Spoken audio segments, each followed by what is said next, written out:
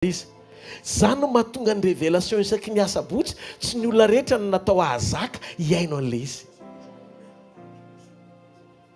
satria ezahantsika amin'ny alalan'ny fanampiny fanamasina avoaka ny vérité na ny fahamarinana miafina ao ambadiky ny fiombonana amin'Andriamanitra dia zao ny zavatra misy vao nitranga ilay révélation marina tonga hamonjy tsy tonga hiantso anao hivavaka fotsiny tsy tonga hamory anareo eo amin'ny toerana anankiray Jesosy anao fahagagana fa tonga hamonjy sy hampiombona anareo amindray dingana vaovao zay mihinana ny nofo sy misotro ny rako no manana fiainana mandrakizay ary za anangana azy amin'ny andro farany. Andriamanitra rery manana fiainana mandrakizay noho izany eto Jesosy te hizara fiainana mandrakizay amin'ny Mahandriamanitra azy. Teto zany Jesosy tsy naneo le révélation eo amin'le mahaolona fa teo amin'ny mahaolona no nahatongavan'Andriamanitra tamin'ny alalan'i Jesosy naneo le fanambarana miafina ny Mahandriamanitra mpamonjy azy. Niendrika eo teo amin'ny ota ho averiny ho esoriny ary ho averiny ao anatinao lay endrika Andriamanitra mandresy ny hery ny fahafatesana amin'ny alalan'ny fanekenao iombona aminy. Raha tsy mihinana sy misotro ianao ozy izy dia tsy haina ny fandreseko. Fa rehefa mihinana sy misotro kosa ianao dia natao hiaina tahaka azy satria mitondra ny fiainako ao anatinao. Tonga anovany ao anatinao. Satria le ao anatinao io raha maha-olombelona ao anaty mora marefo, ao anaty mora raraka, mora venjivenjy ny sentiment, mora vezivezy ny safidy diso. Fa ozy Jesosy ny ao anatinao rehefa ao lehibe zay ao anatinao no zay misy eo amin'izao tontolo izao manohatra anao. Jesosy maiky ny ao anatinao. Fa zao tsy azon'ny olona le zava-miafina. Tsy azo. Dia zay nihaino an'ilay izy andao hiala tsisy mazaka an'izany tonga dia mivoto be zay le hoe tsy mba mandalina aloha ianao vao manapa-kevitra fa mora mihinana ambolony loatra. Tsy nazaka le mpianatra dia naninona lasa daoly. Andriamanitra misy fotoana tsy manome anao fanambarana tonga anao ho tamana fa misy fotoana Andriamanitra milaza zavatra mahatonga anao hiala indraindray.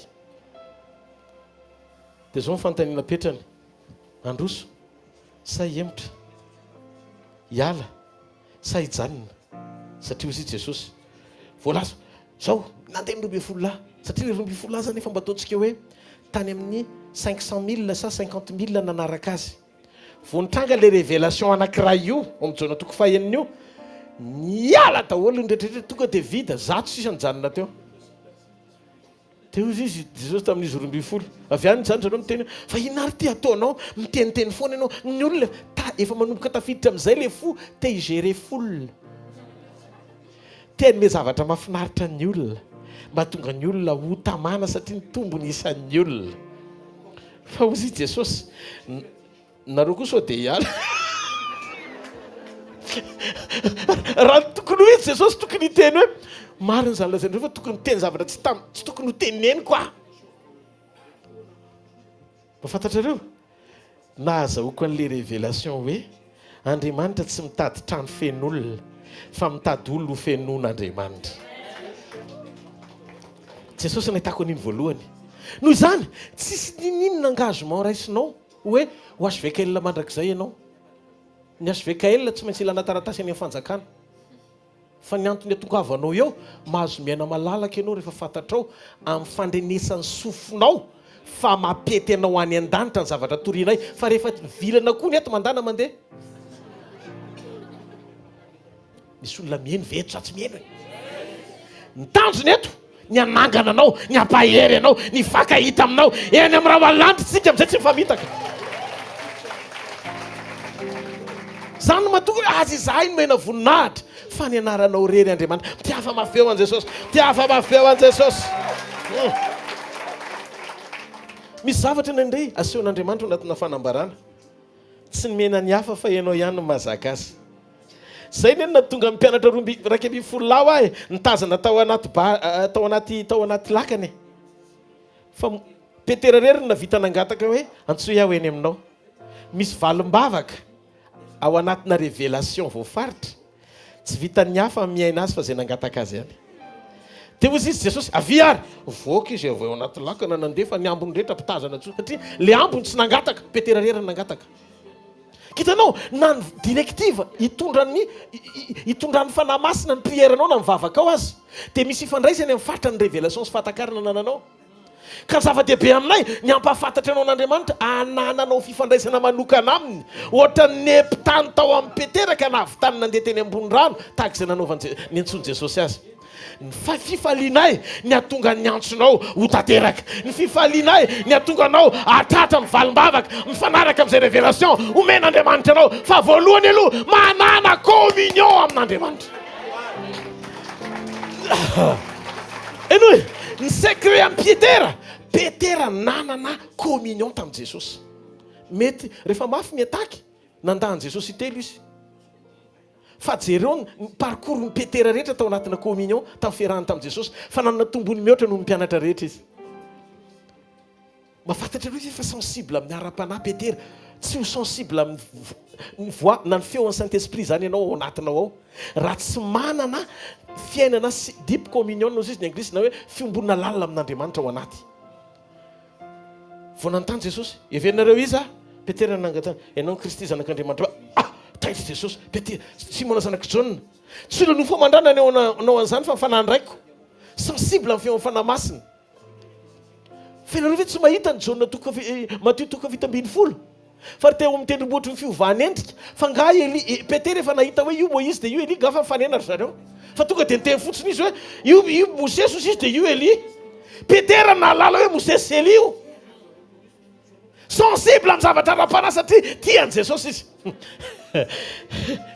Ianao afaka hanokatra anao amin'ny zavatra lalina sy mihoatra Andriamanitra rehefa en deep communion na ao anaty fiombonana lalina amin'Andriamanitra ny ao anatinao. Zay no mahatonga na hisarika aminao hiverina sy hanome lanja ny communion mihoatra lavitra noho ny manifestation. Satria ny commande ny manifestation dia miafina ao ambadiky ny communion parfaite. Paralia rabosaka. Halleluja! Mahita androany maraina fanangananao Andriamanitra. Mahita androany maraina amenanao Andriamanitra. Mahita androany maraina ametraka etaeta ao anatinao Andriamanitra. Mahita androany maraina ampitombo anao Andriamanitra. Raha ianao zay olon'izay dia tiaka ianao ity tanana mafy eo an'Andriamanitra. Halleluja. Misy karazam-boninahitra tian'Andriamanitra isehoana. Karazam-boninahitra zay tsy natao an'ny olona tsy mahazaka le fanambarana amin'ny fanaraka amin'le voninahitra tian'Andriamanitra hitondrana amin'ny fiangonany. Vonjoro Jesosy nanambara momba ny communion. Nofoko ny tena fihinana, ndrako ny tena tonga dia lasa daholo mpiangona. Dia 12 lasa isa mba nepanga teo ahoana zany? Tozoko izy anganareo koa andeha. Dia ozy izy Petera, miazo na eto ozy Petera, any aminao ny teny fiainana. Ny olona tafapetraka farany azaka ny fanatren'Andriamanitra sy ny fotoam-pampakarana dia zay mahatahiry teny fiainana ao anatiny. Any aminao le misy zavatra any ozy izy Petera. Dia normal be fa misy zavatra tsy zakan'ny olona religieux, olona miaina anatina fombafomba mpivavahana, misy zavatra tsy zakany zareo satria tsy natao azy le izy. Na koa malaina ny tombo izy. Mety natao azy fa tsy malaina ny tombo izy. Fa ianao nampahafantarin'Andriamanitra zava-miafina. Noho izany le zava-miafina nampahafantarin'Andriamanitra anao dia mifandraiky amin'izay koa ny dinga anara tian'Andriamanitra isehoana eo amin'ny fiainanao. Mihaino ve tsika? Misy fotoana koa ny fampianarana na ny révélation rehefa tsy manome vana ny maha-olona sy mifandraiky amin'ny zavatra tadiaviny dia tsy tafapetraka eo ny olona. Dia mipetraka foana le fomba fitenenina hoe hiala sa hijanona, handroso sa hiemotra. Zay mahatonga Paoly milaza nananatra ny Timoty. Betsaka ny aparany ny angidy ity sofiny hitady fampianarana mahafinaritra ny sofiny. Fa ianao izy izy Paoly tamin'ny Timoty, tsy zay nitondrako anao. Mandroso foana. Dia jereo fa ny direktiva rehetra ny bokin'ny Timoty faharoa sy ny Timoty voalohany manangana ny Timoty anana an'le toe-panahy, azony le fiainam-pahamasinana, azony le fiainam-pahamarinana. Matahorana Andriamanitra, aza variana fotsiny amin'ilay hoe osotrositra mahasosotro ty. Mba fantatrareo fa zao nefa manomboka maniva n'Andriamanitra ny viritsiny 5 adala sy 5 endry. Ny viritsiny 5 endry ny tahiry solika le avy amin'Andriamanitra, fa ny viritsiny 5 adala ny ran'le 5 endry hividy solika. Ka amin'izao ny osotra efa vidividiana 5 adala daholo le nividy osotra ireny. Mba mieritreretra fa efa ho avy Jesosy. Andeha rianana, andeha Afrique du Sud, andeha rianana, andeha nina hividy osotra fotsiny. So dia fantatrao fa vidiana izy matoa mena vola vao mandeha profesia dia vola no araraka. Fa mifaminanina mamaim-pona, ny fanomezana mamaim-pona zay nahazo mamaim-pona mizara mamaim-pona, fa aza mody miteny hoe mamaim-pona nefa mpitaty rakitra matsiravina. Tsy fitadiavam-bola ny fanompona. Raha manao tsika fanatitra, raha manao tsika zay mety hoe zavatra tokony atao, tena ho an'Andriamanitra amin'ny asany.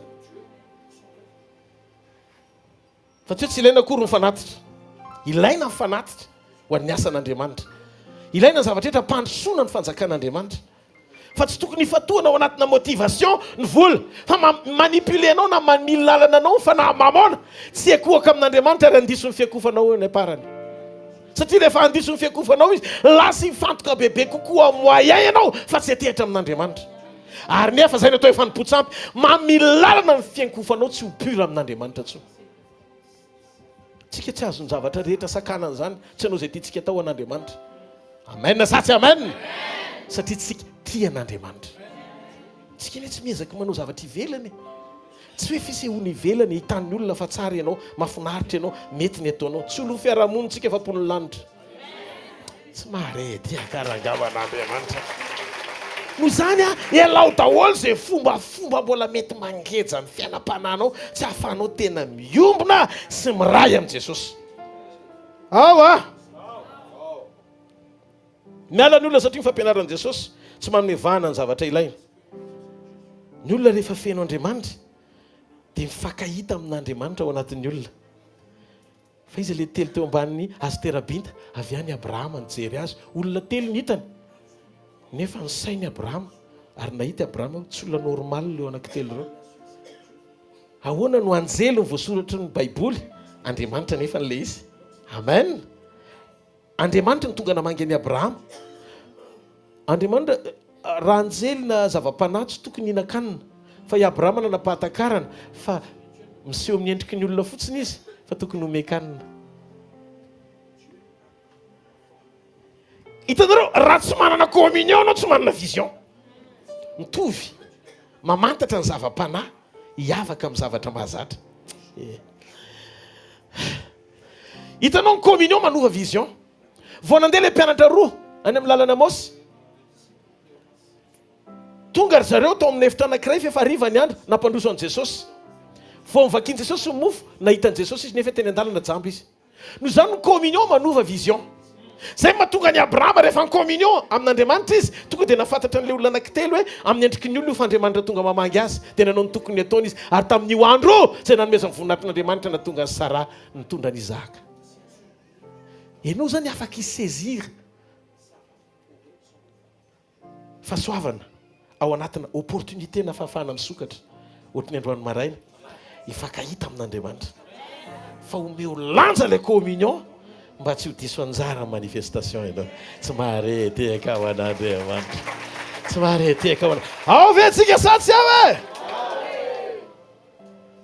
Alléluia. Inona ny zavatra andrasan'i Jesosy amintsika?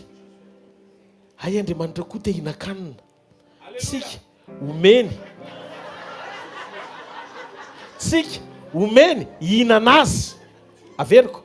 Tsika omeny hihinana azy. Tia ny tenako, tia ny drako. Hihinana an'izy, hihinana an' Jesosy. Fa izy koa teo eo amintsika mba hihinana antsika. Dia inona le hoaniny avy aty amintsika? Hozy Jesosy, Jaona 7:7-8, ny any haniko. Dia izay manao ny sitrapony raika izany an-danitra sady mahavita ny asany.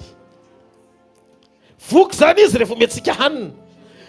Ianao zany isan'andro mahatsapa fa omeny hanina nefa ianao tsy mba mihevitra ny asany.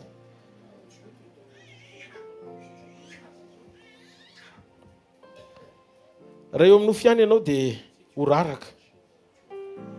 Fa tsy maintsy mila miovy ianao. ahoana le fiovana manomana ny fonao mba hiaina ny sitrapony. Galatiana 5:22-23. Tsy mora tezitra, tsy mora makahala, tsy feno avinavina, mijoro amin'ny fahatsaram-panahy, olona miaina ny famonjena. Faharoa, mila tonga zanak'Andriamanitra ianao. Zay nandray azy dia nomeny hery ho tonga zanak'Andriamanitra. Ahoana ahafantarana fa zanak'Andriamanitra tsika? Mijorontsika amin'ny fitiavany, miaintsika ny fahamarinany, mijorontsika eo amin'ny fahamasinany. Misy mampiavaka anao amin'ny jentilisa, fa tsy hoe ianao nateraka indray fa noho ny fahasoavana afaka mifoka sikara amin'izay, fa taloha tsika nitery saina fa tsy mifoka. Fa zao tsika amin'ny Kristy mifoka amin'izay noho ny fahasoavana. Ary ny ratsy kokoa, tsy sigara ntsony no mifohana fa niakatra amin'ny dimension roro. Inona fotsiny nataon'i Jesosy? Efa haky ny famonjena. Reto mitandrema. Raha zany mijoro amin'izany eto miteny hoe ianao voavonjy foana na inona nataonao fa fandraisana Jesosy dia mpandeha dia vampy. Tsy anomenao liberté fosika izany ako. Jesosy niteny alohan'ny eviny, tandremo izy izy no niteny mba miverena anaty baiboly. Zao aza mihaino eny foana ny zavatra toriko eto na zaza. Raha vao tsy fahamarinana ny zavatra lazaiko. Amin'izao fotoana izao, amin'izao fotoana andro faran'izao, tsy fotoana ijerevan'olona mahay mampiresaka, fa fotoana iverenanao amin'ny teny mba hafanao manomana ny feonanao amin'i Jesosy. Ozy Jesosy amin'izany andro zany, izy iverina no tenany io mialohan'ny elany. Maro ny antso amiko hoe tompoko, olona manana Jesosy ho tompo zany. Tsy efa namoaka dia mita amin'ny anaranao ve zay? Mpanao asan'Andriamanitra zany. Tsy efa naminany ve zay? Mpaminany be zany. Fosy Jesosy tsy zay manao hoe tompoko ny fanjakany lanitra, fa zay manao ny sitrapony raiko zay ny an-danitra.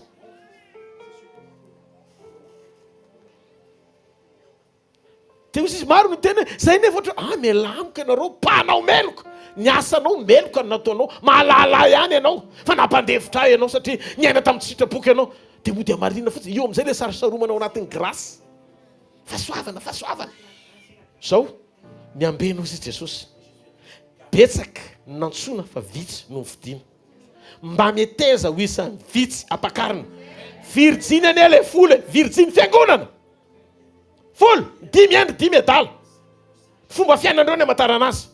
Fataro ny fiaina mpitarika ianao alohan'ny eranao azy koa. Aminy. Fataro. Ny fiainam-panasa arbidy. Ianao tsy possible ny tsy angala-badin'olona zany raha vao mpangala-badin'olona mpitarika ianao.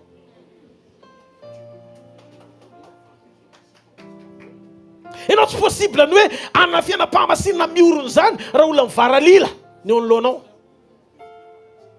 Mianao fiainanao sa tsy miaina? Ho avy Jesosy. Ary amin'ny fotoana iverenany. Tsy zay pasteur no hiaraka aminao sizy eo.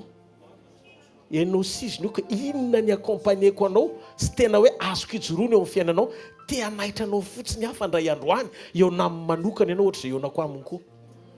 Omany deniny androany zay fotoana izay raha mbola misy fofinaina eo ambavorinao matahora an'Andriamanitra.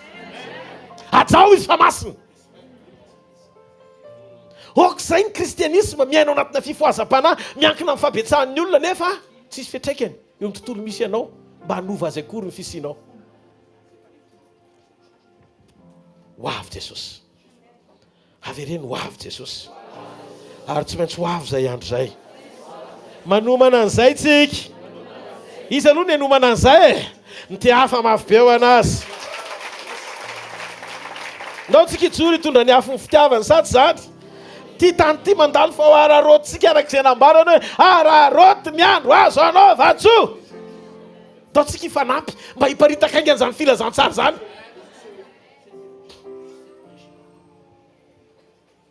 Ny fiainana mandrakizay ny amin'i Jesosy tsy teny zaraina fotsiny fa fiainana ampitaina mba ahafahan'ny hafa misitraka izay nanananao niraisinao avy amin'ny fiombonanao aminy. Teto mafy tamin'ny olona ny hainao an'ilay izy. Eto tany ary zany tsy zakanao. Dia amin'ny fomba ahoana ary ny ahafahanao ilaza. Fa ho any an-danitra ianao azakan'izany. Ny any an-danitra fahitako azy fa ny manana ny fiainana eto tany ihany idiranao any. Tsy hoe rehefa olona ara-piarahamonina be anao dia makany. Olona araka an'Andriamanitra vao makany. Ovay io danse classique io. Ovay io aza mandeha amin'io foana. Io foana ianao isan'andro. Ny antsika malagasy moa ilay findrafondrako. Trois pas miakatra. Mandroso telo dia miembotry telo. Androso sa hiembotra. Hiala sa hijanona. Ianao ny amaly an'izy amin'izay hijanona sa hiala. Androso sa hiembotra. Raha voninahitra dia hafa mafy an'Andriamanitra. Halleluja. Amen. Aza mamotsitra fiainana zany amin'ny zavatra tsy mifanaraka amin'ny sitrapon'Andriamanitra. Raiso ny fiainana. Aza zatra miaina amin'ny anganongano. Tsara ianao tamin'ny mbola kely nampianarina aloha. Il était une fois. Ndray andro hono. Mahafinaritra miaino anganongano tamin'ny mbola kely. Fa atao inona ka iny angano? Atao inona ny angano rehefa alohan'ny atory? Mampatory. Ka tsisy angano sy mampatory zany. Zatra mena amin'ny anganongano. Zao nataon'i Jesosy anahy dia zao nataon'ny Tompo anahy dia zao nanana anahy dia zao nanana anahy. Marina aloha tsika mamerina voninahitra any amin'Andriamanitra. Tapy ho an'i Jesosy ny voninahitra. Fa tsy tokony onona fotsiny eo amin'ny zavatra nataon'ny Tompo. Fa tokony hijoro ianao amin'izay zavatra nandrovany ianao. Nafinaritra tamin'ilay vavolombelona teo ny eloavan'ny fiovampo daholo ilay voninahitra. Dikan'izay misy fiatraikany amin'ny fianam-panahinao izay fomba namangin'Andriamanitra anao. Zay ilay mahasarobidy an'ilay communion reto e. Misy fotoana indraindray tokony hiala ianao fa tsy hijanona. Pastera, ianao miteny mijanona dia vendry ianao miteny hoe hiala. Meko ohatra ianao tovavy kely 12 taona ianao anambady olona 9 taona dia tenen'ilay ray aman-dreny ianao mijanona aminao fa tsy mety io. Mafana be ny fitiavana. Dia meno abolana dady. L'amour n'est pas d'âge. N'a pas d'âge. Tsisy. Ha? Échafaudage?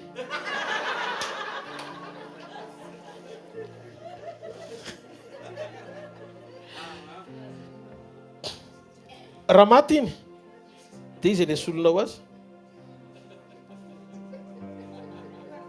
Alléluia. Mety aminao miala fa tsy mijanona. Dia androany izara amintsika kely alohan'ny amaranako azy amin'izay. Ny fifandraisana teo amin'ilay fahatsarana tokony ananana. Anoro anao hevitra amin'izay androany. Hiditra amin'ny solution amin'izay tsika any amin'ny vahaolana hoe ahoana ny fomba tokony ataoko. Misy zavatra tokony ilanao dia misy zavatra tokony hijanonanao. Eo anoloanao misy safidy foana. Misy zavatra tokony hijanonana dia misy zavatra tokony ilana. Tsy possible hoe sady tsy hiala ianao no tsy hijanona na hoe sady hijanona ianao ny hiala. Amin'Andriamanitra tsisy fiainana misabaka fa na eny na tsy. Ny ankoatra avy amin'izy avy amin'ilay ratsy. Mafana na mangatsiaka fa raha matimaty alohan'ny vavako. Apokalipsy Baiboly miteny an'izany. Halleluja. Aleon'Andriamanitra mahita olona vitsy miaino sy mandray tsara ny teniny toy izay Betsy androfana mpanamafy fo fotsiny. Mety tolamaina ny asain'Andriamanitra hitorianao amin'ny voalohany. Fa raha manaiky ianao ireo ihany no atsangan'Andriamanitra ho arme matanjaka tsara. Noho izany tsy problème raha mbola tolamaina ianao androany. Tsy olana fa arakaraky ny andrenesanao mandrosoa aza mihemotra mandrosoa fa tsy maintsy hovain'Andriamanitra ianao hifanaraka amin'ny endrika tsara. Andao mo ite-tanana mafy be ho azy. Be dia be ny olona mety ilaza aminao ianao ny grand pasteur. Olona manetsy ny miaino anao, miracle mon ami be dia be. Malaza be ianao. Ny tena marina ny mahalehibe anao mason'Andriamanitra ny mahafinaritra azy dia no mijoro amin'ny fiainam-pahamarinana. Ianao matahotra an'Andriamanitra. Tsy azo faritana amin'ny habetsahan'ny olona miaino anao ny fankasitrahan'Andriamanitra anao. Fa eo amin'ny tontolo mpijoroana anehoanao ny marina momba an'Andriamanitra. Ny kalitao tena hoe sarobidy amin'Andriamanitra rehefa mijery anao izy. Tovintsika. Satria samy miaina ao anatin'ny teny anankiray, fiainana anankiray. Mitondra teny fiainantsika ary natao hiaina amin'izany. Amen. Ireo rasy ireo ve nitambatambazan'i Jesosy. Ao amin'ny Jona 5:7-8 ny valiny dia izao. Tsy nanambitamby ireo Jesosy. Petera tsy mialana mafy aza ny ady. Fozy izy, ianao ny manana ny teny fiainana. Ianao manana ny teny fiainana. Ianao zao misy ten'Andriamanitra tsy zaka. Ho an'ny jeune ohatra. Ho anareo tanora, aza manao firaisana ranofo mialoha mariage. Indrindra moa le rehefa nanao zany.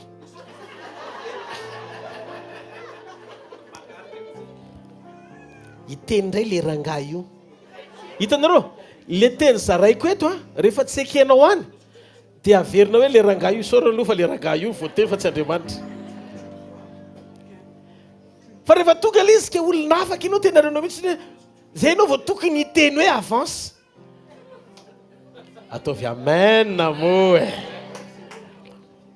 Misy zavatra zany teny kinao hiazakazaka ianao hiala eo amin'io seza io. Zay teny zay nefa le tena mety aminao, fa tsy le teny andrasanao amin'ny amen na tadiavinao. Andriamanitra, manompo an'Andriamanitra tsy miaina ao anatina parti, hoe parti politika na fikambanana, ka hoe zay mahafinaritra ary tokony mpikambanao mihitsy aho. Fa ny fanjakan'Andriamanitra fahamarinana. Noho izany raha mbola mahatsapa teny ianao hoe tsy voahitsy eo amin'ny toerana misy ianao, mieritrereta fa mbola tsy niteny taminao Andriamanitra.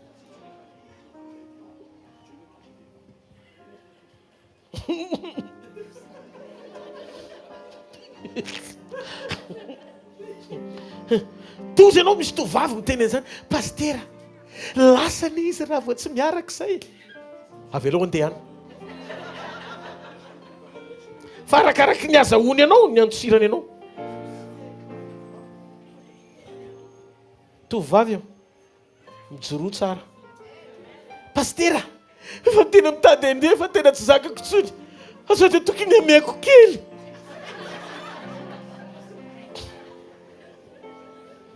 Ameko kely amin'inona? Ny ameko kely ihany ny vadika ameko be. Atao voatrao ny tanan'ny vehivavy mbola tsy manambady rehetra, rehefa stop de stop. Averena? Averena zay, rehefa stop de stop. Mitandrina tsara, rehefa tonga eo amin'ny pastera ihany vita tsodrano rehefa aveo ndray tsy mahazo misara-pandriana mihitsony ianareo. Zavatra mahavariana ilay izy.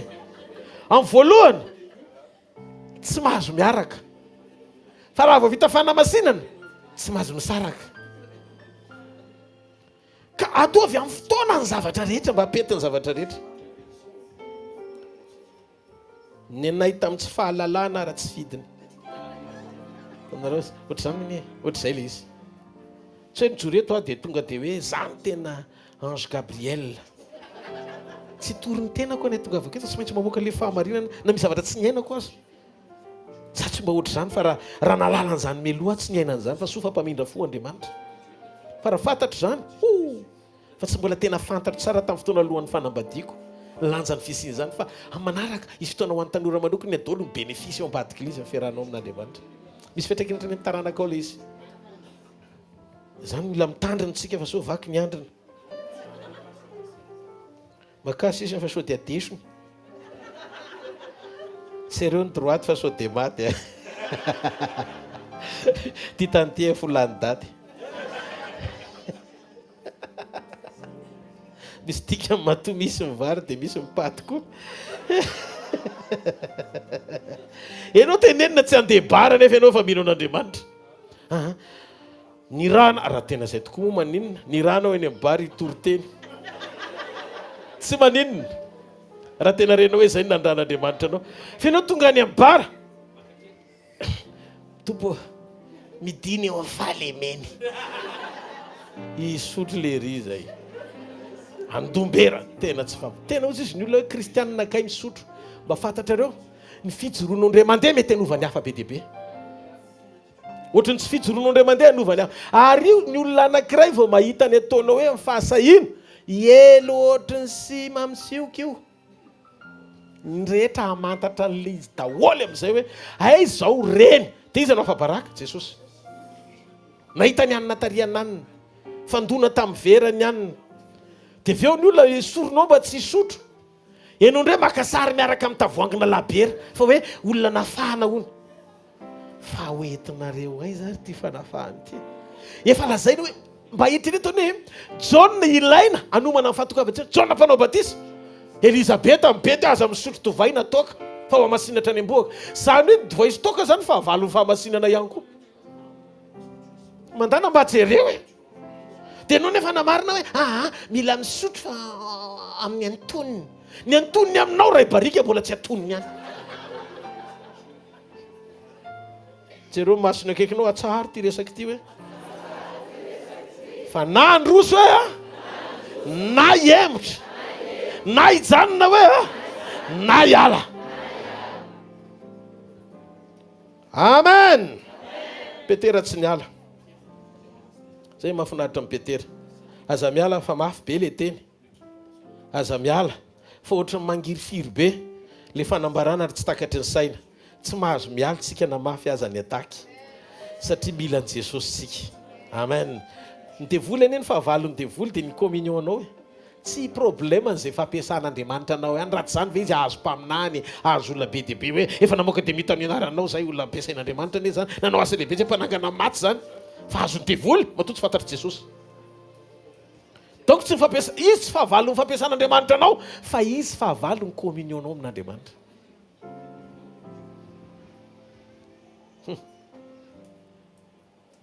Mba tiako ho fantatro ny 9:1 amin'ny jaona toko 9:70 amin'ny jaona toko fa enina. Eno amin'izay fa hiditsika lalindalina kokoa tompoko lasy tompoko vavy avako isany. Ary zay ozy izy Jesosy namaly azy hoe tsy izao va no nifidy anareo 12 lahy nefa ny anankiray aminareo devoly. Iza le devoly? Jodasy nolazainy io ambany io. Fa izy milaza ny amin'ny Jodasy ozy izy zanaky Simon Iskariota. Fa izy ilay efa namadika azy nefa isany 12 lahy. Dia ndao tsy keritreritra an Jesosy jereo teto devoly tsy niala mihitsiny. Jodasy tsy niala zany mihitsiny. Fa ianao maninona miala? Jodasy ara tsy niala. Devoly tsy niala. Fa manino ianao miala? Raha misy ny tokony hiala Jodasy fa tsy ianao. Fa manino ny Jodasy tsy niala dia manino ny Jodasy tsy noroahan Jesosy. Satria Jesosy tsy mpandroaka olona fa ny olona no misaina metraka dia mission tsy zakany.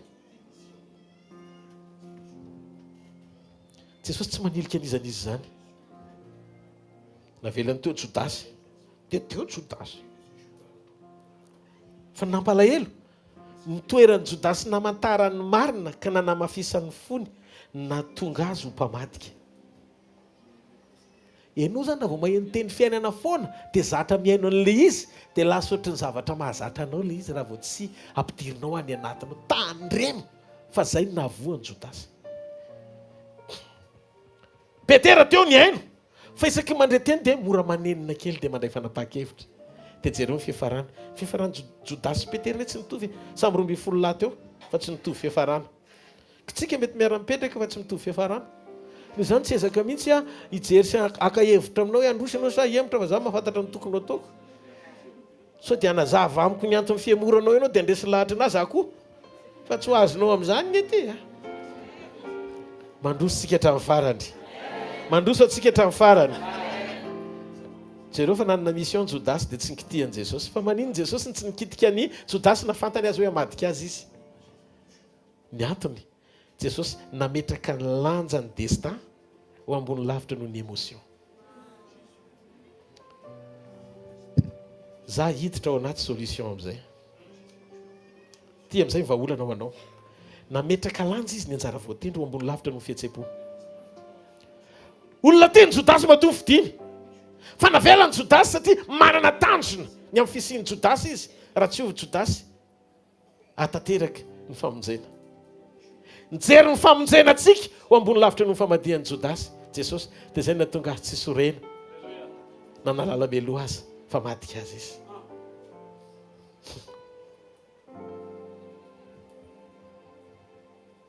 Jesosy tsy nilaza tamin'ny mpianany hoe olon-dratsy ireo na dia ataontsika hoe hamadika azy aza. Fa Jesosy nahita ny asarobidi ny anjara voatendry destin ho ambony lavitra noho ny fihetsepo. Nandeha indray le mpianatra tratrako fanoroany indray koa ao amin'ny jona toko faharoa andiny faraika ambin'ny folo, izy 12 lahy airy zareo miaraka amin'ny Jesosy ty tsy mino azy. Frustration izy zany, mampalahelo be zany hoe ianao mpianatra 12 miaraka amin'io ka tsisy mino anao na ray ara. Ny antony ao amin'ny jona toko faharoa andiny faraika ambin'ny folo, vao niova rano tovay ny rano dia ozy izy izay no nataon'i Jesosy tao Kana Galilea, voalam-pamatana ka nasehony ny voninahitra ary nino azy ny mpianatra. Teo zany le mpianatra vao nanomboka nino, fa ry zareo miaraka isan'andro ty zany tsy mino. Mampalahelo hoe zany miaraka fotsiny zany tsika fa tsisy rarahiko an'izay fa dia mbola miaraka le zany dia ndao hoe amenna dia amenna tsy finoana fa zao naharitra Jesosy satria nanome lanja izy ny destin ho ambony lavitra noho ny émotion. Tsy marety haika ao n'Andriamanitra. Dia inona zavatra nitranga? Sakana ho amin'ny fandrosoan'i Jesosy ianao izay tiany ny tsy finoan'ireo. Dia hiteny aminao tokony anananao tsy mijery hoe iza ny tsy mino anao, aza mandany fotoana mijery an'izany, fa ataovy izay enonao an'Andriamanitra. Fa ireo tsy minon'ireo anaiky an'Andriamanitra amin'ny alalanao ihany rehefa mahita ny kalitao amin'ny finoanao sy ny fijoroanao. Jesosy tsisy nino anazy fa tsy nanakana anazy tsy ampiasainy raha, tsy niasany nanao ny asany rainy zany tamin'ny famantarana sy fahagagana. Raha mety dia tokony Jodasy nitsoka fa tsy hainao mihitsiny. Teo le devoly hatramin'ny farany. Hozy Jesosy hoe non, tsy ambony lavitra noho ny destin ny fihetsepo, ny anjara voatendriko ny fihetsepoako. Raha mitoetra ianao dia aza vela anompo amin'ny fihetsepo zany ianao. Ty enoy aza manompo amin'ny fihetsepo. Teneniny eo akaikinao raha tianao ny haritra hatramin'ny farany hoe aza manompo amin'ny fihetsepo. Vonoy ny maha olona hoe ampitoery ny lanja amin'ny fiantsonanao. Ny destin dia tadio ny anjara voatendry dia tsy tonga any amin'izao ianao fa mila fantatrao fa rehefa tonga olona Jesosy dia zao ny zavatra nisy marirery dia ampy. Marirery no ilainy dia vita. Tonga olombelona izy marirery, tsy mila Josepha izy. Fa maninona izy niasa saina namango Josepha mba tsy hanary amin'ny Maria, satria tafiditra ao anaty destiny antom-pisian'i Jesosy. Zany hoe raha teraka izy mila Maria, fa rehefa ho taizana sy atsangana izy mila Josepha. Rehefa ao anatin'ny filan'Andriamanitra ny antom-pisianao, inévitable ny assistance divine. Misy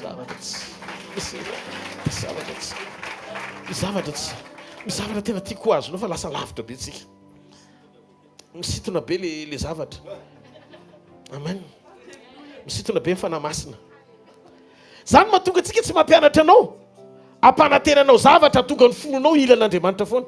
Toy ny hoe mampanantenanao fa ho miliardaire ianao, anakarena ianao, manaitra anao ao amin'ny filanao raha izay ny zavatra toriko. Fandroana ty hanaitra anao atao visan'ny olona, ilain'Andriamanitra ianao. Raha vao ilain'Andriamanitra ianao tsy mila mivavaka ianao hoe hotrony afa manotrona anao aty. Maria dia ampy, bevoka Maria, tsy mila lehilahy, Maria dia ampy. Fa rehefa ozy izy Joseph andeha par silence fa tsy zakako, azako misy ny olona fofombatiko venany ty tonga ty miaraka tamin'ny bandy tany io izy rereny am-pandrinana. Toy izy Andriamanitra, Maria tsisy fanazavana azonao ataony amin'izany, mila ny assistance ako ianao. Nidin'Andriamanitra ny alina, Joseph ahoana izy zany efa napiditra kiraro eny dia amamatotra lacet avant départ, prêt partir. Ahoana tombo, esoro ny kiraronao, tany masina ny tsano. Ahoana aza misalasala apakatra ny Maria ho vadinao, fa ny zaza mamboaka dia zanaky ny avo indrindra. Tonga dia nalahelo amin'ny Maria izy. Ndre ty za dia nanendrikendrika. Mampalahelo Maria. Tsy hainy hazavaina tokoa ny zavatra mitranga, fa tonga Andriamanitra nanazava ny marina. Niady ny Maria Andriamanitra satria nanao izay ilain'Andriamanitra izy. Tiako fantatra sy vehivavy rehetra tonga eto na lehilahy. Misy tsara lavitra noho io tiany devoly ampidirana anao io any. Fa saingy tapena ny devoly amin'ny émotion diso ny fonao mba tsy hatonga anao any amin'ny destin. Stop. Mampianatra anao Jesosy. Meo lanja ny destin anao fahazavelo sakana ny émotion diso ianao.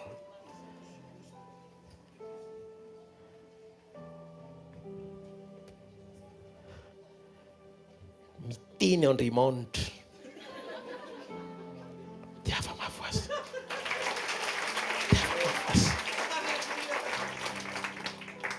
Dia ozy izy Petera, hoaiza moa zay? Hoaiza zay? Any aminao misy ny teny fiainana. Ao amin'i Jesosy ny teny azahoana fiainana. Jereo fa Petera tsy mahay fahagagana. Fa rehefa voarainy ilay teny fiainana, nialoko Petera nanasitrana aretina. Jesosy mila miôkôka hoe miala, fa Petera aleo lalovana fotsiny. Nialoka ny fotsiny dia mety. Dia gaga ianao, Petera indray ve zany fa tsy Jesosy. Petera indray ve zany. Tsy any amin'ny fanehoam-pamantarana ny anehoana fahamboniana. Zay mahatonga ny fahalehibiazana tsy miankina amin'ny fomba fampiasan'Andriamanitra ny olona, fa miankina ao ambadiky ny communion an'ny olona sy Andriamanitra. Baria. Eny hoe Petera rehefa nentina nandray ny fiainan'i Jesosy, dia Petera nandray ilay teny amin'ny Jean 14:12, anao asa lehibe noho izany azy izy satria za makany amiray. Tsy Petera io aliko io, fa fanamasina tao amin'ny Petera. Nazaka an'ilay fiainana vokatry le fahatsaran'le communion ny Saint-Esprit, dia lasa vatana trano fanahy nety tamin'Andriamanitra Petera. Noho izany tsy Petera tsoa no velona, fa Kristy ny velona ho aminy. Ka raha mandeha Petera, ny aliko Petera aliko ny fanahy. Halleluja. Ka niza marary no amoraina amin'ny fanasitranana, satria tsy fanasitranana nahatongavan'i Jesosy, fa Petera no ampiasaina amin'izany, fa hamonjy izy tsy mare teraka ao an'Andriamanitra. Ambony lavitra noho izany. Aza faritana amin'ny fisehoany ny fahatongavany, fa amin'ny fisehoany kadao matoa meny tombony ianao afaka anao mihoatra.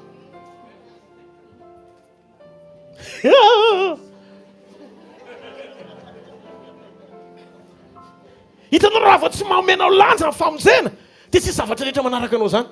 Andriamanitra tia hita ny lanjan'i Jesosy ao anatinao, mihoatra lavitra noho ny zavatra rehetra ilanao azy. Zay tsy niaro zanany latokana, fa natolony meny hamonjy atsika, tsy homeny maimaimpona miaraka amin'ny fandraisantsika sy fanomezantsika lanjan'i Jesosy kiovany zavatra rehetra. Omeo lanja Jesosy. Halleluja. Lasa fitohizana programa tsy vita moa. Petera olona nitohizan'le programa satria mety tamin'Andriamanitra. Toy izay Andriamanitra programa mbola tsy vitako zao, tokony aloko koa dia mety fa mbola tsy mivoaka izay révélation zay. Rehefa nandeha Petera, dia ozy Andriamanitra tohizana amin'ny Petera ilay satria zah eo kavanany iray ny fanahiko ao amin'ny Petera, mandeha fotsiny Petera, tsy problème naretina tsony zany, fa zao na marary na tsy marary mandeha fotsiny dia nialoko Petera iny sitrana tamin'le batterie zany raha ohatra ka misy tsy mety. Tia hafa mafy an'Andriamanitra. Halleluja.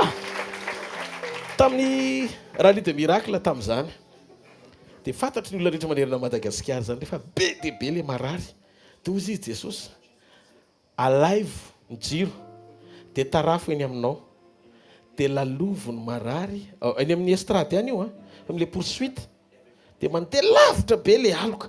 Zay marary rehetrarehetra iny le aloka fa mandalo. Halleluja. Amin'ny alalan'ny fiasan'ny fanamasina dia ho sitrany ianao, dia gaga ianao fa nijambatra ny amboaka mahiratra. Zany hoe Jesosy Kristy tsy miova inona ny ataoko ao anatin'le izy manaiky fotsiny aho ho fantsona disponible mampety an'Andriamanitra fa tsy zany miasa tsy zany noho zany aza mitoratoraka voninkazo aty fa ny mety aty voatabia fa raha mahita ny ataoko koa nareo ka misy fotoana manondra anaty izy nareo iny ve le aloka teo ka tsika aloha ka tsy mifandokandoka eto Andriamanitra lehibe ananiny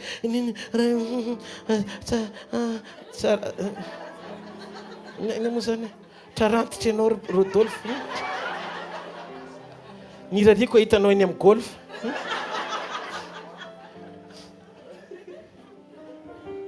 tsy ilaiko zany ny raiko sady rainareo omeo voninahitra fa izy ny antom-pisitsika ty hafa mafy eo anazy farany ty resaky ty ho azavaiko ndre-pandeha dia tsy azavaiko tsony fa mila mihaino tsarantsika fa ty tena lesona faran'izay ngeza be amin'izao andro faran'izao matosokafan' Jesosy ty révélation anankiray ty dia animba zavatra be deaibe ty eo anivon'ny fiangonana nefa famarina tsy maintsy hotoriako fona aloha animba zavatra be deaibe anivon'ny fiangonana ahoana animba ireo fanorenana diso ara-pampianarana fototra ifandraisan'ny olona amin'ny mpanompon'Andriamanitra sy amin'Andriamanitra tompo nefa tsy maintsy tenengo tsy maintsy efa nysaina lalina fa ela be izy ty no azo nefa tsy maintsy zaraiko zao le izy ozy izy Petera ianao no manana ny teny fiainana Paoly amin'ny Korintiana faharoa toko fa 4:9-12 Alleluia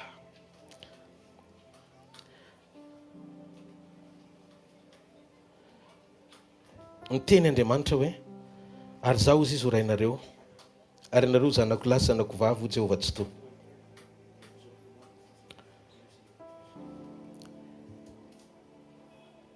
misy teny ao Romanina toko 10:17 fa ny finoana dia avy amin'ny toriteny ary ny toriteny dia avy amin'ny tenin'i Kristy raha misy ny atao hoe rainareo dia tokana ihany aza mety manao ray ho anareo eto tany fa tokana ny rainareo dia izay any an-danitra Jesosy ary tsy niteny hoe za rainareo nefa Jesosy rainay izay any an-danitra ny ray ara-panahy anao dia tokana ihany dia tsy misy nizanizy afa-tsy Andriamanitra rery mila manaiky an'izany ianao fa misy ny atao hoe ray ampinoana Paoly niteny na betsaka aza nampianatra anareo niteny dia tokana ny rainareo dia nidika an'izay le tokana ny ray niteraka anareo tao amin'ny filazantsara ozy izy Paoly nidika an'izay misy ifandraisany amin'ny teny torina ny maharay azy satria ny maharay ampinoana azy finoana ny mahadada azy fa tsy fanahy ary io ny problème enjeu ny fiainam-panahinao rehefa raisinao ara-panahy le maharay an'le olona ny ala tany amin'Andriamanitra fa amin'ny olona le izy satria na efa tsy eo amin'ny finoana ntsony ary le olona atao hoe ray dia anao lasa manaraka azy amin'ny fanoloran-tena bêtement adaladala ohatry ny jamby ianao manaraka an'le izy voalohany aloha ho avy Jesosy mila fantatreo tsara lanjan'ny finoana ho ambony lavitra mety noho fifandraisanao aman'olona ny toerana sy ajo omena ny olona ajaina foana ny olona mifanajany ny olona indraindray efa tsy tokony ho ray ampinoana tsony le olona fa tokony ho entina mambavaka indray azy satria tafasaraka tamin'Andriamanitra izy daony dasany na tonga Jesosy ny Petera niteny tamin'i Jesosy hoe hiala avy anareo dia ozy izy Petera zay tsy ala zay tsy ala ozy Petera fa tsy any aminao nisy teny fiainana mahatonga anay tsy miala aminao fa any aminao ny fandraisanay aminao amin'le teny fiainana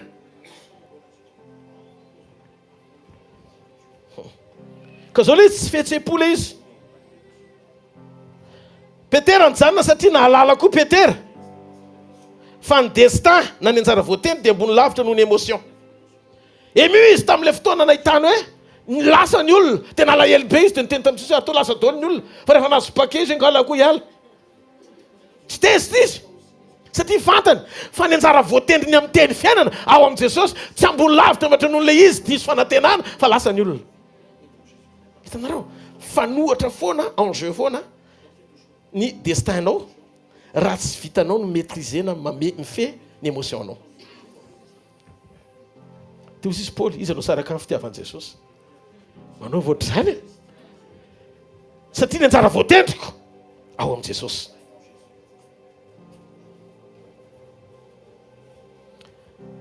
Alléluia. Jesosy tsy mizara fiainana amin'ny olona hoe mizara teny fa mampiditra fiainanao anatin'ny olona izy ampafahan'ny olona miorona amin'ny fototry ny finoana amin'izay zavatra nampianariny. Noho izany tsy misy ny ray ara-panahy fa ny ray dia tokana ihany dia tsy misy afa-tsy Andriamanitra. Paoly dia nilaza fa ny maray azy dia tamin'ny filazantsara midika fa ny finoana fa tsy ara-panahy. Noho izany ny engagement antsika tsy olona fa ao amin'ny teny. Ao amin'ny teny no engagement hijoroantsika fa tsy ao amin'ny olona. Ny mahatonga antsika ho iray dia ao amin'ny teny fiainana ny mahatonga antsika ho iray fa tsy fifandraisana na fihetseha-po akory. Tsy hoe ara-pifandraisana sy fihetseha-po ilay izy. Raha mbola mitoetra ao amin'ny olona izay eo anoloanao ny teny fiainana ary manokatra lalana izy ahitanao an'Andriamanitra marina dia mitombona ilay hoe ray am-pinoana. Tsy manana engagement tokony ho soniavana zany tsika. Tsisy taratasina fikambanana anaovana voaty hoe tsy mahazo miala eo mandrakizay. Tsy misy an'izany. Amin'izao betsaka ny fampianaran-diso kanefa lanitra ny tanjona. Raha hitanao fa mivily lalana ilay olona nataonao ray am-pinoana dia tsy tokony hanaraka azy intsony ianao fa hivavaka ho azy.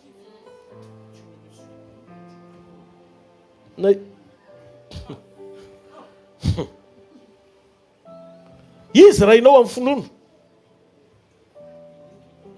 dia ianao zany efa fandray am-po aminy sokatra be aminy. Ray am-pinoana ny ilana azy fa tsy ray am-pikotiana. Rehefa niatsika amin'ny finoana dia ianao indray lasa lambolambony eo dia nefa rana tsy je t'aime Jésus tsony. Karaha mba azavy ty filazantsara ty. Aoko kolera tsara ty resaka ty. Zany taty kolera tahiny tompo ianao tiafa mafy eo an'Andriamanitra. Halleluja. Miolanja ny anjara voatendrinao ho ambony lavitra no fihetseponao. Zany na tonga ny Elisa ozy izy eli mijanona amin'izay anao fa zany ty raha velona koa Jehova-Andriamanitra ao tena araka anao hatramin'ny farany.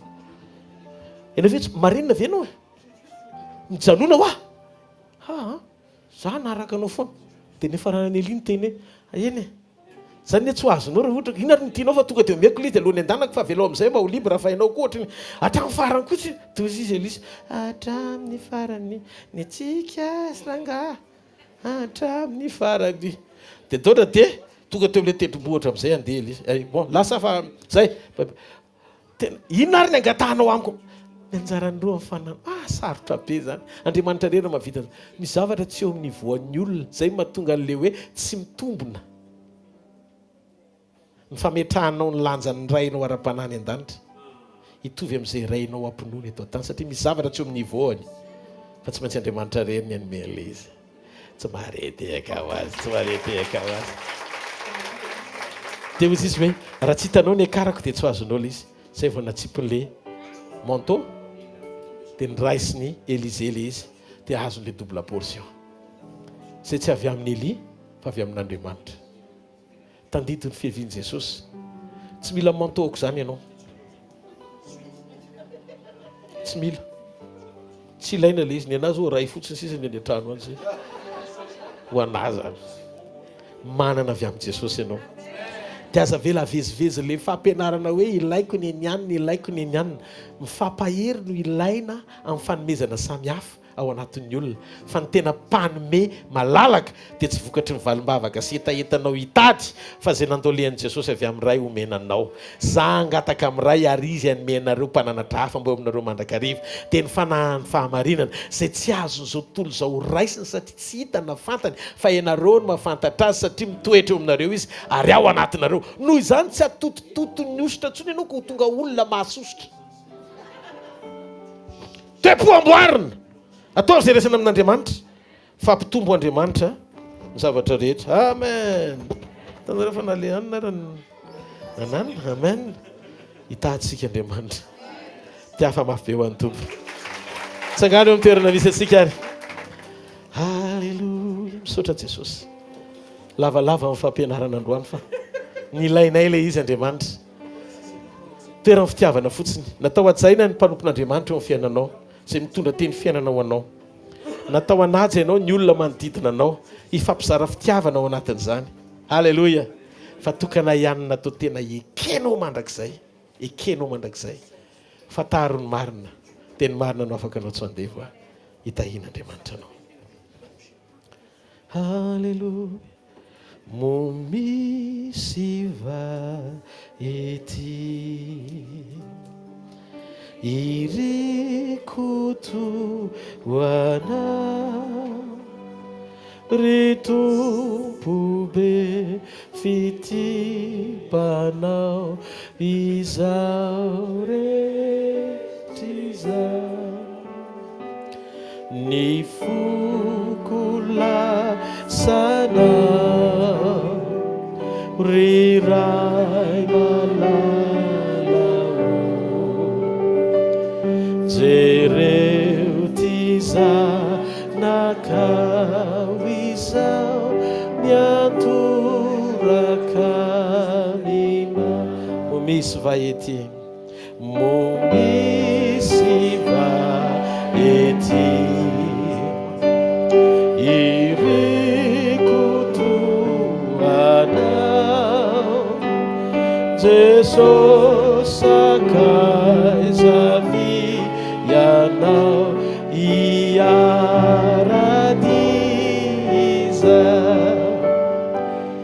ny fokondiana uneno anjakao uneno anjakao tsy ataka loko yanao ry fiainako mahafantatrareo ve fa ny lehibe ny fitiavan'i Jesosy ianareo dia ambony lavitra noho ny fatra ny fahaizanareo mity na ny zanakareo azy. Hozy izy Jesosy hoe mo mety manadino ny zanany noho ny van'ny vehivavy ka tsy hamindra fo amin'izay naloky ny kibony. Dia zao no nataony. Eny mety manadino ihany izy fa za kosa tsy mba manadino anao.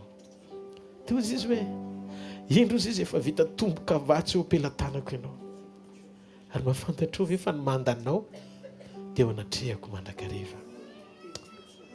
Tiako hanokatra ny fonao ianao androany hanatrika an'ilay tianao sady tianao.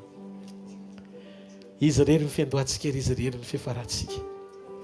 Izy no afaka hanovantsika ho any amin'ny dingan'ny fahatsarana hifanaraka amin'ny voninahiny. Mahafantatrao ve fa maika ery izy apiditra ny tenany ho ao anatinao. Maika izy ny onona ao anatinao, tsy Andriamanitra ny onona fotsiny ho eo aminao fa Andriamanitra ny te hisisika ho ao anatinao. Mba sainy hoe lanitra ny seza fiandrianany ny alehibeny ary ny tany ny fitoerany tongony. Ty tany ray manontolo ty ny kontinanta dimy pose pied kanefa teteny aminao fa nanaika izy ho tonga mofo kely eny an-tananao mba hahafahany miditra ho ao anatinao. Ary nadisy ny olona be dehibe zay tsy nazaka ny teniny tamin'izany. Ny sain'ireo hoe inana nofo hena manta tokoa tsy sotro rà. Izy izy Andriamanitra tsy zany ka. Aseko amin'ny endriky ny mofo nofoko ary amin'ny endriky ny ranom-boaloboka mba hahafahany misitraka tsara ao anaty fahazahonaina ny fiombonana amiko. Tianao Jesosy. tamin'ny alazena madiana azy dia nandray mofo izy. Rehefa mivakiny dia hoy izy hoe ity ny tenako izay vakina ho anareo. Zao no atao ho fahatsiarovana misaora azy.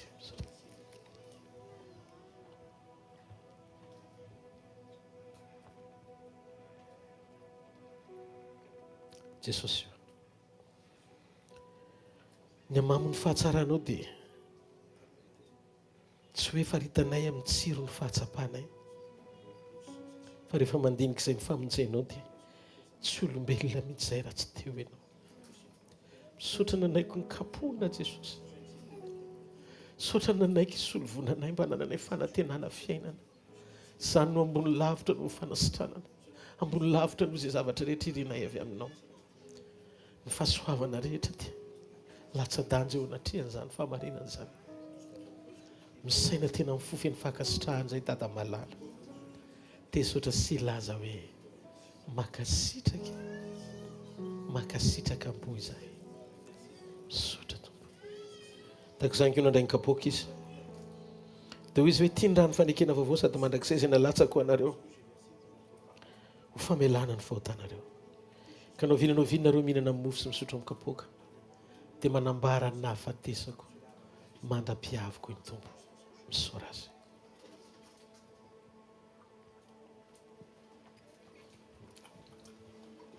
Misaotra Tompo fa tianay ianao.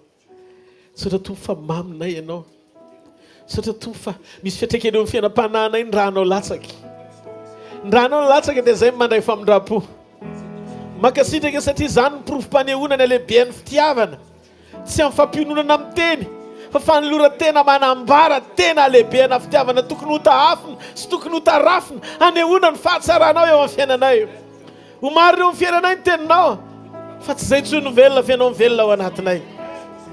Dia oka amin'ny fahavelomanao iseho amin'ny fahitanay, iseho amin'ny hetsiky ny tananay sy ny tongotray, amfonay mitempo isan'andro, aizanay mititaka anao sy mandeha araka ny sitraponao satria mpianatra ao izahay.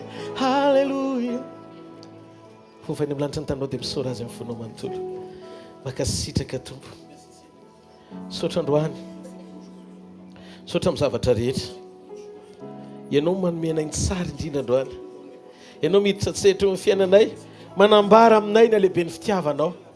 Ary izany ny porofom-panehoana eo amin'ny fiainanay, ny famboniny izany, endriky ny fahatsarana natao hisitranay mihoatra lavitra noho izay irinay izany.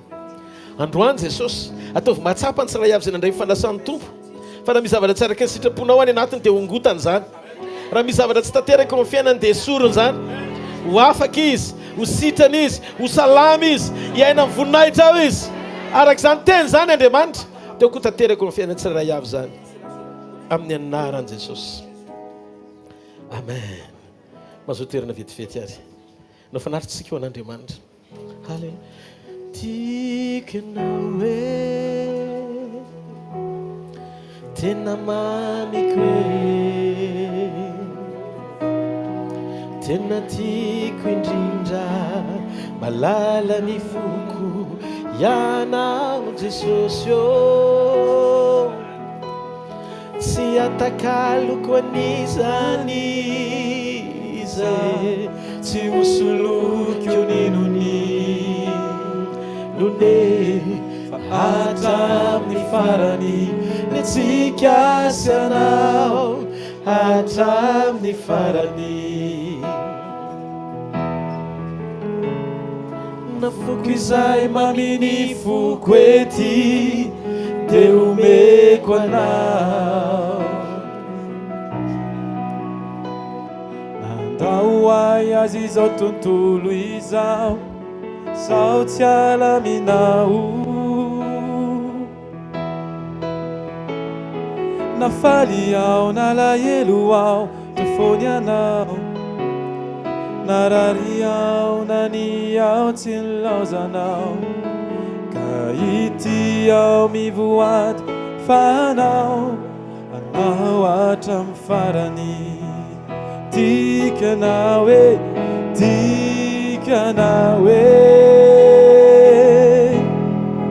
tena mamiko hoe tena tiako indrindra, tena tiako indrindra malala ny foko ianao Jesosy.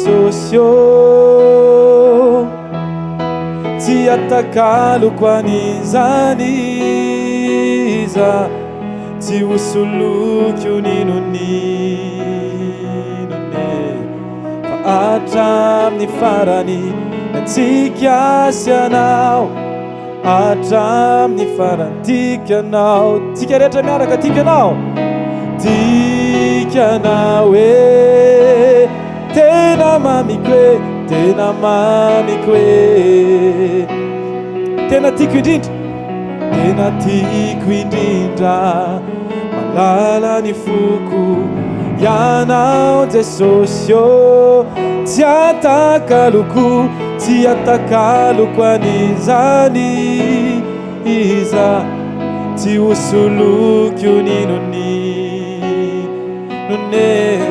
fa hatramin'ny farany antsika asianao fa hatramin'ny farany antsika asianao dia manasanao hitsangana resatraka ao hatramin'ny farany antsika asianao hatramin'ny farany teneny mihitsy hatramin'ny farany antsika asianao Jesosy fa hatramin'ny farany antsika asianao hatramin'ny farany aza-pidina ny tananao ndo antsika hivavaka Jesosy eo misaotra anao zahay ny amin'ny teny izay nentinao androany Andriamanitra tamin'ny alalan'ny mpanomponao misaotra tompo fa matsiaro manokana izay fa tena tianao matoa anarinao foana itsinao foana ampianarinao foana misaotra Jesosy ny amin'ny zavatra rehetra misaotra koa tompony amin'ny fahafahanay manolotra ny fanatitra amin'izao fotoan'izao Andriamanitra tonga eto izay Jesosy tsy ny tenanay fotsiny metinay Andriamanitra fa ny fony iray manontolo dia fonay ho anao Jesosy tsy omby fitoeran'io Andriamanitra raha tsofoko ny fony tsiraray avy fa ny fony dia destiné ho anao Andriamanitra ho anao rery any Andriamanitra ny fiainanay dia ho anao Jesosy Kristy ialaony ny andohan'ny zavatra rehetra ary ianao no hiafaran'ny zavatra rehetra ao aminao zay misy fiainana ao aminao ny tena fiainana tsara indrindra Andriamanitra amin'ny anaranao Jesosy misaotra foana zay Jesosy misaotra Jesosy ny amin'ny fitiavana ny amin'ny fitahimpana ny amin'ny fananganana ny amin'ny fanitsiana ny amin'ny fampianarana ny amin'ny fitariana ny amin'ny fananarana ny amin'ny fananganana fomba tsy takatry ny saina misaotra Jesosy tiakanao raha sitraka hoe hisaotra fotsiny Andriamanitra amin'izao misaora azy aza velangina ny vavanao amin'izao fotoan'izao fa misaora azy misaotra Jesosy mbola afaka manao fanatitra zahay indry tompo atolotra izany ho voninahitry naranao Jesosy anao ihany ireo Andriamanitra alleluia misaotra Jesosy alleluia amen azadino fotoana antsika amin'ny herinandro ny latsinainy sekoly famana olana eto amin'ity toeran'ity ihany ny talata sekoly fanasitranana ny alarobia sekoly fitahimpana sy tokantrano miankina amin'i Jesosy Kristy tanteraka ny zoma ihany koa tsika dia etsy mitrampokin'olona ny sabotsy dia tahaka an'izany ihany eo mitrampokin'olona ny sabotsy amin'ny fitora maraina ny zoma amin'ny 4 arivo fa nefa ny tena zava-dehibe dia azadino fa tsy miandry lera ny tokony fiarahana amin'Andriamanitra fa amin'ny fotoana rehetra dia aza manaiky hisaraka amin'Andriamanitra to tsika hitehaka ny tompontompo sy mpanjaka alleluia mariana moa fa tena mivanginy tompo manokana amin'ny fananganantsika amin'ny fefin'ny centre izay anomboka amin'ny herinandro raha misy zavatra petraky ny tompo anyponao dia mihetsoa fotsiny fa afaka ianao manatitra boriky manatrika vato ciment zay azonao atao dia misokatra ho an'rehetra zany fananganana ny tambohan'ny toby centre hvkl-mission zany fa fana misokatra le izy satria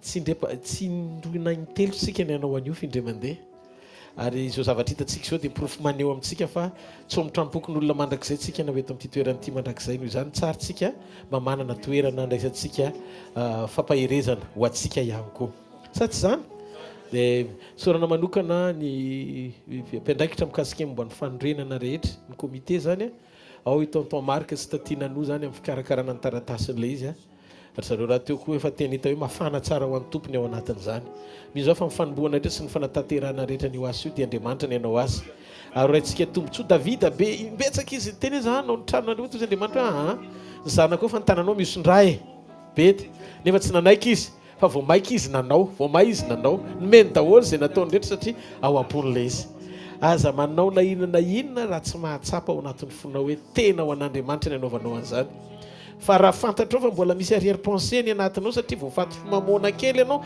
dia miangavy aleo tsy manao satria sady tsy andray valim-pity akory dia mpandeha ihamba teny kely fotsiny ho zaraiko amintsika fohy fotsiny 2 minitra dia mipetrako ny tsodrano ny fotoana andray mandeha ny vangiany Jesosy hitanao le Samaritana tsara fanahy dia nandalo mpisorona dia tsisy nijery azy dia nisy Samaritana naka ny leranga teo amin'ny lalana zay ny tantaran'i Jesosy dia nitondra azy tany amin'ny hôpitaly dia rehefa tany amin'ny toeram-pitsaboana dia zao ny nataony hoe karakara ozy izy fa amin'ny fotoana iverenako dia onerako ilay izy dia ohatra mahita an'i Jesosy zany tao anatin'izay hoe misy zavatra tsy voatery hamalian'Andriamanitra anao eto an-tany raha eto ilay izy dia efa mivaly dia efa misory anao n'Andriamanitra hoe tena mamaly Andriamanitra tsy ratsy zany fa misy fotoana amin'ny fotoana iverenany dia dao antsika eritreritra nasehon'ny tompo anahy saretsainy tonga teo raha ho any lanitra ho ntsika rehetra dia be dia be zany ny s'investa tamina building tsara tarebe tena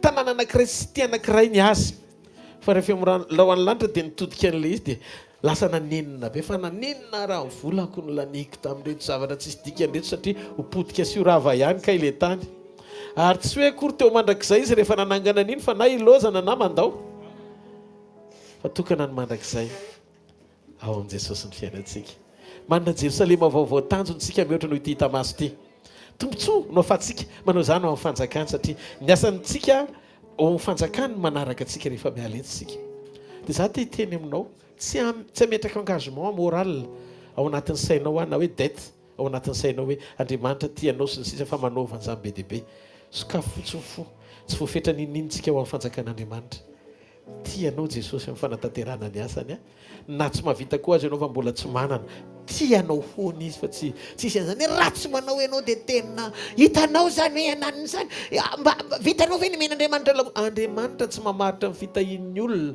amin'ny zavatry ny tany zany toe-po ny hitahian'Andriamanitra ny olona rehefa miombona aminy ianao dia mety aminy ianao tombotsoa fotsiny manao andraisantsika valim-pity any an-danitra amin'ny zavatra izay ataontsika malalaka mpitiavana ianao afaka mamafy an'izany ho amin'ny fanjakany hitahian'Andriamanitra anao raha itotsodrano izay tononoko amin'ny anaran'i Jesosy hitahanao anie Jehovah ka hiaronao ampamirapiratra ny tavany aminao ny Jehovah ka hamindra fo aminao hanandratra ny tavany aminao ny Jehovah ka mianao fiadanana mandihana fa ny tompo hikasika anao ny tompo hasitrana anao ny tompo hanafaka anao ny vavolombelona manaraka orenesy ny sofinay dia avy aminao amin'ny fanehoana kasika mahagaga amin'ny fomba tsy takatry ny saina manoloana an'io olana io manoloana an'io aretiny io manoloana an'io sakany io manoloana an'io zavatra manakorotanao tokantranonao io ambarako amin'ny anaran'i Jesosy fa zay fanatsy avy amin'Andriamanitra rehetra rava amin'ny anaran'i Jesosy ohatra haniditra ny tao an-dakoziny ianao na akanjo fotsifotsy mipity amin'ny menaka any amin'ny toerana tsy tokony alehako dia ohatr'izay koa androany raha ohatra ianao ka tsy te ho salama tsy toerana tsy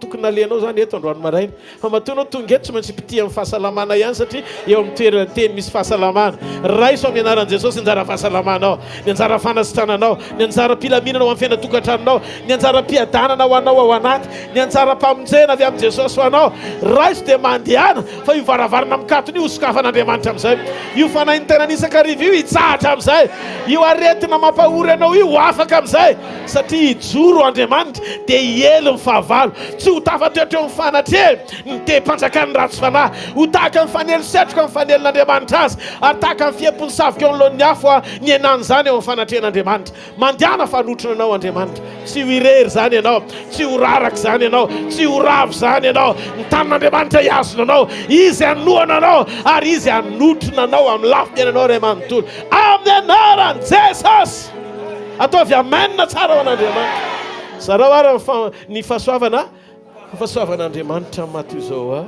fa fahasoavan'Andriamanitra mato izao anareo amen ndao tsika ity tanana mafy be ho an'ny tompo halleluja mametraka veloma finaritra ho antsika rehetra azadi isorana ndao tsika ity tanana mafy be ho ny avy an'ny Haute-Savoie tonga mamangy antsika efa ny 2 andro zay ry zareo teto halleluja reo tena misaotra aminareo aho, sakaizako, rahalahiko, zanako, tena tiako ohatran'ny fitiavako anareo ihany koa.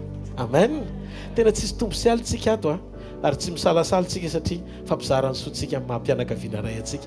Zany porofom-panehoana fa ho any an-danitra ary zavatra azoko antoka koa amin'izay fotoana izay. Hoy izy Jesosy, tsisy ranomasy intsony noho izany aza misy mitomany.